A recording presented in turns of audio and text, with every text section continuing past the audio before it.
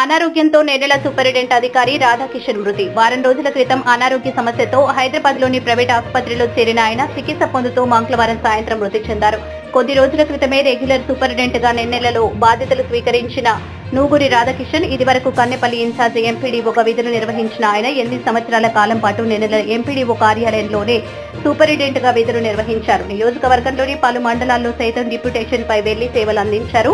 నెన్నెల మండలంలో ఆయన చేసిన విశిష్టమైన సేవలు ఎంతో ప్రజలకు చేరువయ్యాయి. అర్ధాంతరంగా అనారోగ్యంతో చనిపోవడంతో ఉద్యోగులు, మండలు, ప్రజా ప్రతినిధులు దిగ్భ్రాంతికి గురయ్యారు. అంత్యక్రియలు రేపు మంచిర్యాలలో జరగనున్నట్లు సమాచారం.